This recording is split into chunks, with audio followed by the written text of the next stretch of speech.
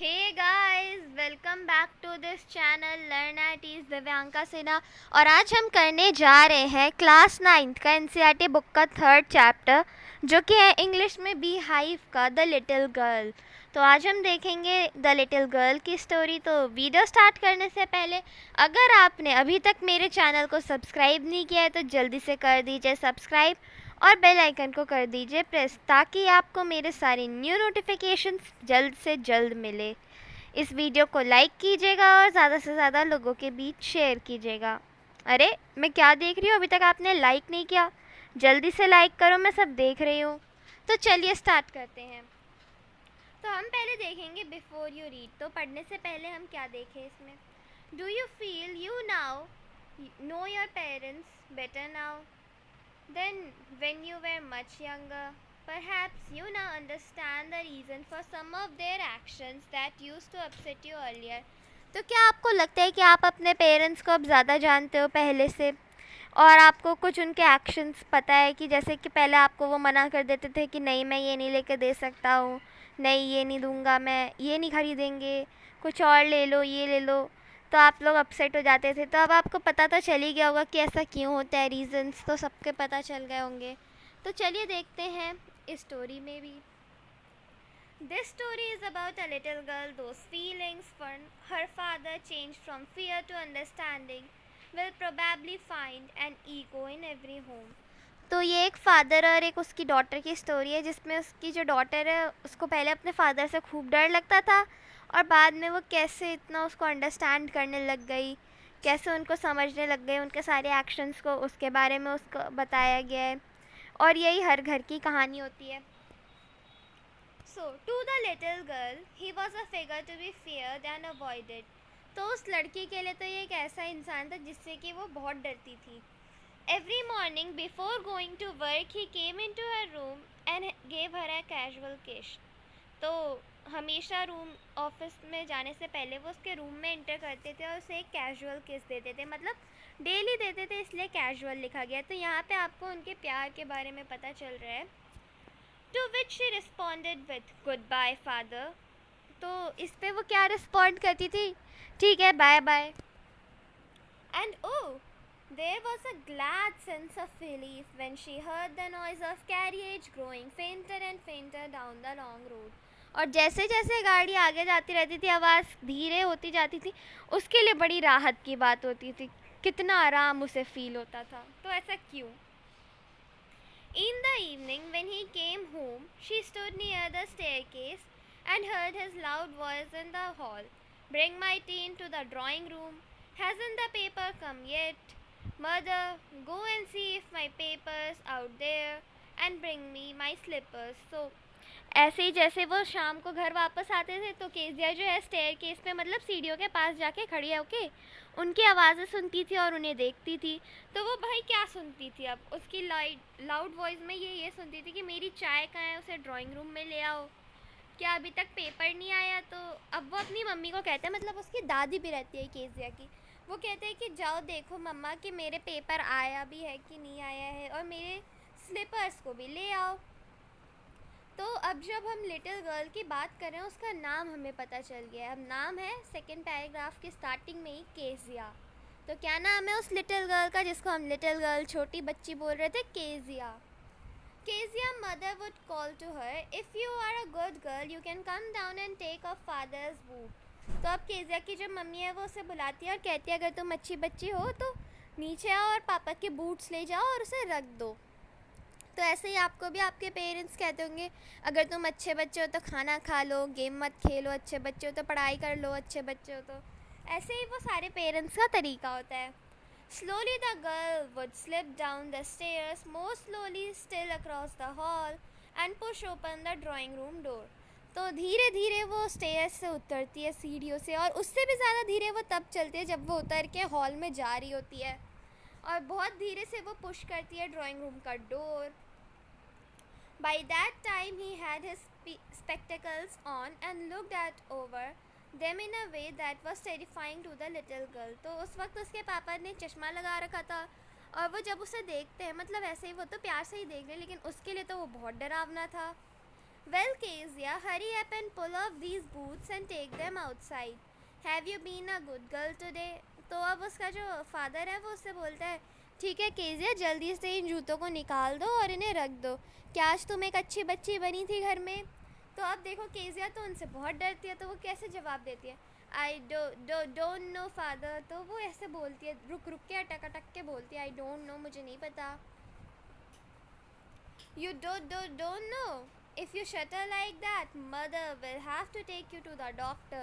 तो अब उसका जो फादर है वो भी उसकी तरह है, उसी की लैंग्वेज में बोलता है कि यू डोंट नो, ऐसे पूछता है उससे। तो अगर तुम ऐसे ही बोलती रहोगी रुक रुक के तो तुम्हारी मम्मी को तुम्हें हॉस्पिटल ले जाना पड़ेगा। वो उसे ऐसे बोलते हैं। She never stuttered with other people, had quite given it up, but only with father because then she was trying so hard to say the words properly. तो ऐसे तो वो किसी के साथ ऐसे रुक रुक के बात नहीं करती थी, लेकिन सिर्फ अपने फादर के साथ। ऐसा क्यों? क्योंकि उसे तो उससे डर लगता था ना। जब भी आपको किसी से डर लगता है तो आपकी तो बोली ही नहीं निकलती है, आवाज़ ही नहीं निकलती है। उसी तरीके से इसकी भी आवाज़ नहीं निकलती है। वो बहुत कोशिश करती है बोलने की। What's the matter?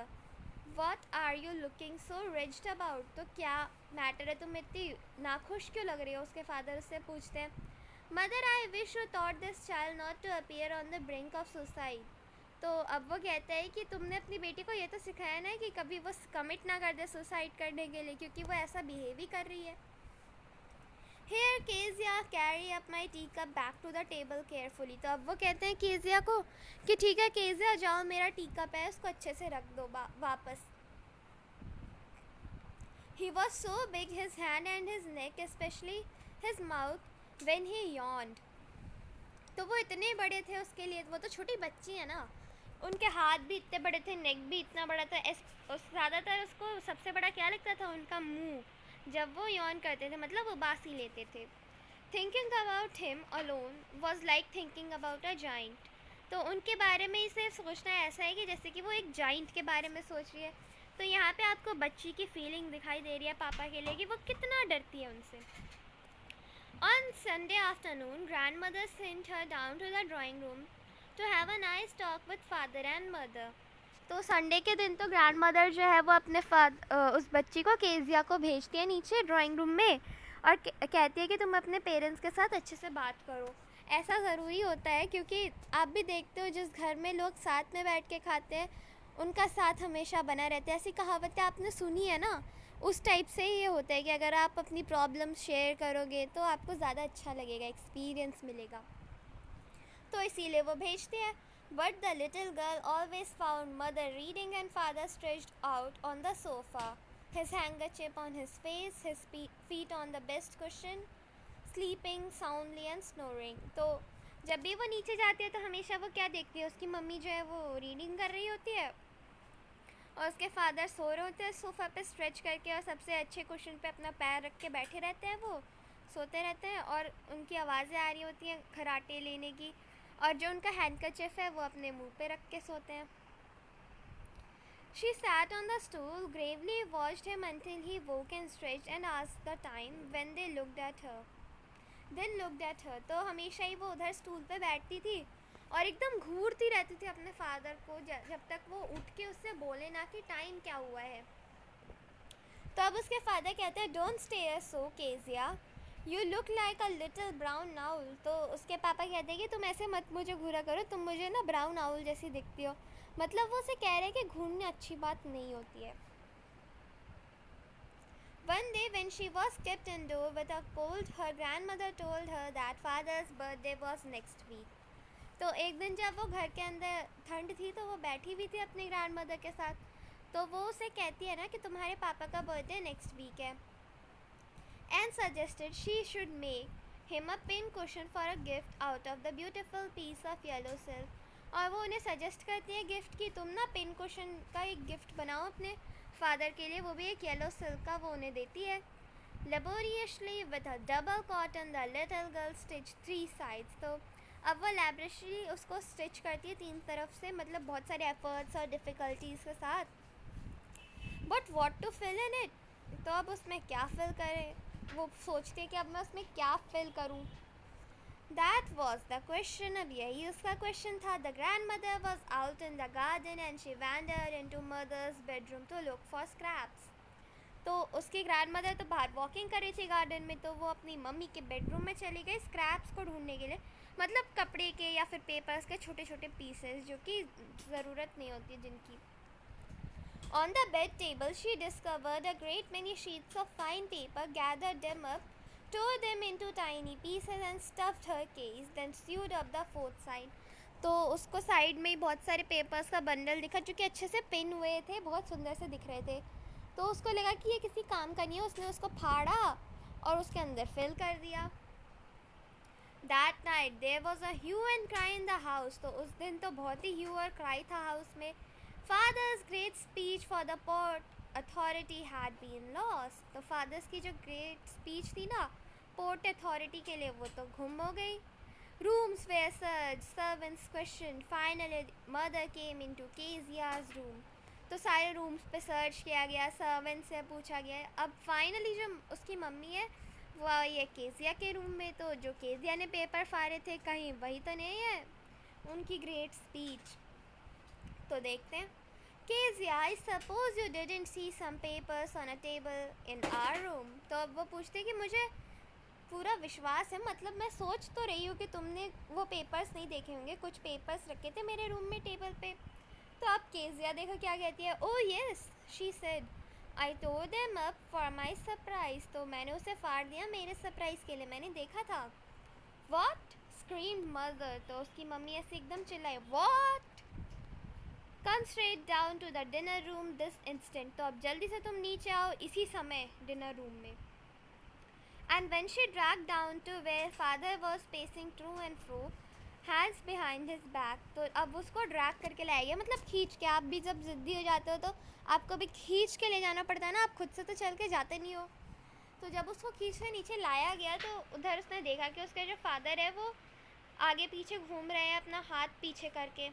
Well he said sharply, mother explain. तो अब वो बोलता है तो फिर मदर जो है उसको अच्छे से एक्सप्लेन करती है. He stopped and stared at the child. तो वो रुकते हैं और अपनी बेटी पे घूरते हैं. Did you do that. तो वो उससे पूछते हैं कि क्या ये तुमने किया है. तो अब वो केस आता है, ऐसे ही भी बहुत डरती है, अब तो और डर रही है. वो ऐसे बोल रहे no no no, she whispered. तो फिर से वो ऐसे शटर करके बोलना शुरू कर दिया उसने. Mother go up to our room and fetch down the damned thing. तो उसके रूम में जाओ और वो बेकार सी चीज़ उठा के लाओ जो उसने बनाई है. See that the child's put to bed this instant. तो अब देखो भी कि जो बच्ची है उसको अभी रूम में भेज दिया जाए इसी समय. मैं उसको अपनी आंखों के सामने नहीं देखना चाहता हूँ. मतलब वो बहुत गुस्से में आ चुके हैं, उन्होंने इतनी मेहनत की है और इतना उनका वर्क ख़राब हो गया. तो अब देखते हैं कि क्या होता है आगे. Crying too much to explain, she lay in the shadowed room, watching the evening light make a sad little pattern on the floor. तो अब इतना ज़्यादा वो रो रही है, समझाने की कोशिश कर रही है, और वो एकदम मतलब शैडोड रूम में बैठी है, अंधेरा करके बैठी है. थोड़ी सी रोशनी आती है ना कभी कभी छेद से रूम में या फिर विंडो से, वहाँ पे वो बैठी है एकदम सैड सा पैटर्न बना के फ्लोर पे. Then father came into the room with a ruler in his hand. तो अब उसके फादर आते हैं उस रूम में एक रूलर के साथ हैंड में. I am going to beat you for this. मैं तुम्हें मारने वाला हूँ इसके लिए, ही सेड. तो अब वो कहते हैं लेकिन देखो मारना सही नहीं है, आप डांटो समझाओ, मतलब आप कोशिश करो कि आप समझा लो डांट के ही, सिर्फ मारना ज़रूरी नहीं होता है. लेकिन बहुत सारी जगह पे आप देखोगे पेरेंट्स मारना ही शुरू करते हैं, लेकिन ये गलत बात होती है. बच्चों को एकदम प्यार से समझाया जा सकता है. Oh no no, she screamed hiding under the bed clothes. तो अब वो कह रही है नहीं नहीं मुझे मत मारो, और वो स्क्रीम करती है और वो जो बेड केस के अंदर वो छुपती है. मतलब बेड क्लोथ क्या है यहाँ पे, वो एक कुछ जैसे कि आप भी चादर ओढ़ के सोते हो ना, चादर में छुपती है वो, ठीक है. ही पुल्ड अप देम असाइड. और फिर उन्होंने चादर हटाई और उसको साइड में रख दिया. Sit up he ordered. तो उसको कहा कि तुम बैठो, उसने उन्हें ऑर्डर दिया. And hold out your hands. और अपने हाथ को बाहर निकालो. You must be you must be taught once and for all not to touch what does not belong to you. तो तुम्हें एक ही बार सिखाना चाहिए हमेशा के लिए कि उन चीज़ों को छुआ नहीं जाता है जो तुम्हारे नहीं है, ठीक है. But it was for your birthday. तो फिर वो मतलब समझाने की कोशिश करती है कि it was for your birthday, ऐसा एकदम शटा करके बोलती है। ऐसे भी वो डरती ही है, अब तो और डर रही है वो। Down came the ruler on the little pink palm, और इसी तरीके से रूलर जो है वो उसके हाथों पे उसने मारा, और उसके जो पिंक पाल्म्स थे उस पे उसे चोट लग गई। तो hours later, when grandmother had wrapped her in a shawl and rocked her into the rocking chair, the little child clung to her soft body. तो कुछ घंटों बाद जब ग्रैंड मदर थी उसको उसने रैप किया शॉल में और रॉक किया उसको, मतलब अपनी रॉकिंग चेयर पे बिठाया। तो जो चाइल्ड थी वो क्लंग कर रही थी एकदम अपनी सॉफ्ट बॉडी को। मतलब क्लंग यहाँ पे आप देख लेना डिक्शनरी में वर्ड का मीनिंग, क्योंकि अगर मैं ही सारे वर्ड्स के मीनिंग बताऊंगी तो फ़ायदा नहीं होगा ना। मैं बता दूंगी, आपने वीडियो में सुन लिया, आपने मेहनत नहीं की ना, तो इसका मीनिंग आप मुझे बताओगे कमेंट सेक्शन में क्लंग का। What did God make fathers for? तो अब वो बोलते हैं कि गॉड जो है वो फादर को किस लिए बनाते हैं। She sobbed, मतलब रोते रोते बोल रही है। Here's a clean hanky darling, blow your nose. तो ये एक साफ हैंकी है बेटा, इससे अपनी नाक साफ कर लो। Go to sleep, pet, you will forget all about it in the morning. जाओ सोने के लिए और तुम सब कुछ भूल जाओगे दिन में उठोगी तो। I tried to explain father, but he was too upset to listen tonight. मैंने अपने फादर को एक्सप्लेन करने की कोशिश की, लेकिन वो सुनने के लिए तैयार ही नहीं थे उस दिन। But the child never forgot, लेकिन जो बच्ची है वो कभी भूली ही नहीं। Next time she saw him quickly put both hands behind her back and a red colour flu into her cheeks. तो अब देखो मार खाने की वजह से कितना बुरा असर हुआ। अब जब भी वो अपने फादर को देखते हैं वो अपने हाथ पीछे कर लेती है हमेशा, और उसके गाल जो है वो लाल हो जाता है। तो इसके आगे का जो है हम पोर्शन अपने नेक्स्ट वीडियो में देखेंगे। तो गाइस कैसी लगी आपको आज की वीडियो, मुझे कमेंट सेक्शन में ज़रूर बताइएगा। और क्या आपके इसके फर्स्ट पार्ट के सारे डाउट्स हुए क्लियर? अगर हुए तो मुझे कमेंट सेक्शन में ज़रूर बताएं, और मुझे क्लंग का मीनिंग आप सबसे चाहिए। तो मिलती हूँ मैं आपको अपने नेक्स्ट वीडियो में, तब तक के लिए take care and bye bye guys.